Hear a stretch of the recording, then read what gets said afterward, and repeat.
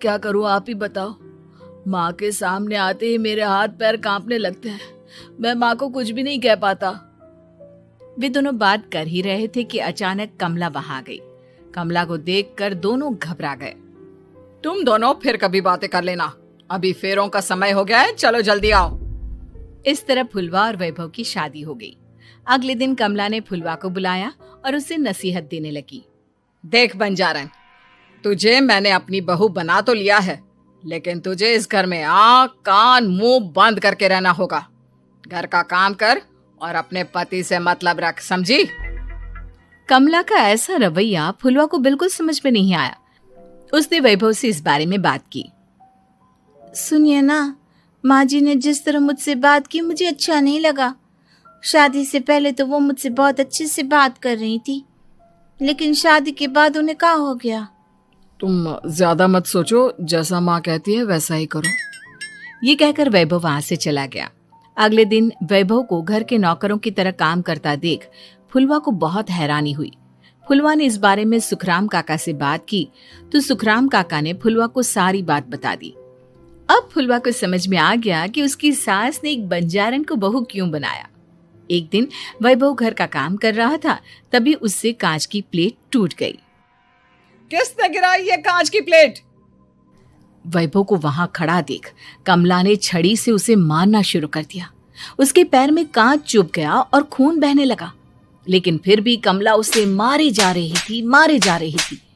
ये देखकर फुलवा ने कमला के हाथ से छड़ी छीन ली और तोड़कर फेंक दी।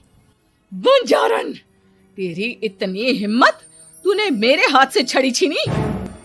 कमला फुलवा को थप्पड़ मारने ही वाली थी कि फुलवा उसका हाथ पकड़ लेती है।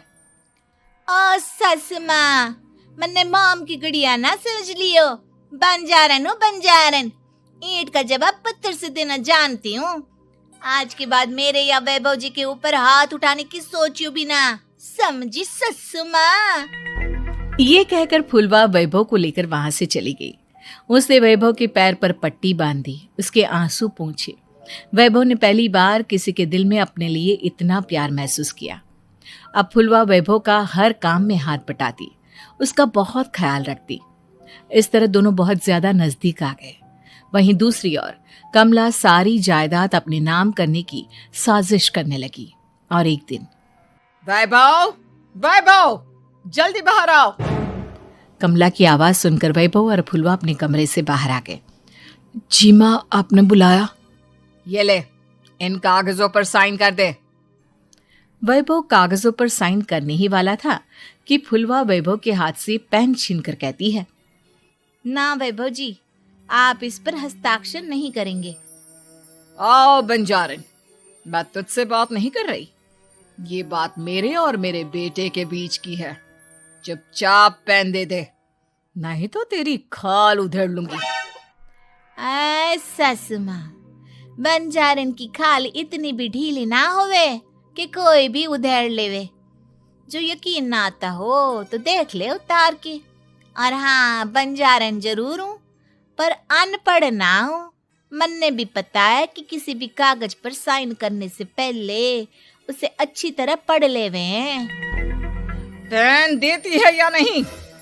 ये कहकर कमला फुलवा को मारने आई तो फुलवा ने कमला को धक्का दे दिया और वो नीचे गिर गई। कमला डरकर वहां से भाग गई।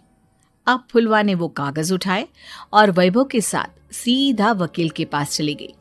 वकील ने वो कागज देखे और फुलवा को बताया, वैभव के पिता की सारी जायदाद और संपत्ति वैभव के नाम है, लेकिन वैभव की सौतेली माँ इस संपत्ति को अपने नाम कराना चाहती है, इसलिए इन कागजों पर वो साइन करा रही थी।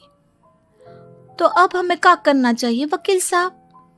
वकील ने फुलवा और वैभव को सब कुछ अच्छी तरह से समझा दिया। अब दोनों घर पर पुलिस को लेकर पहुंचे। कमला पुलिस को देखकर घबरा गई। पुलिस ने कहा, आपके नाम की कंप्लेंट हुई है, आपको हमारे साथ थाने चलना होगा।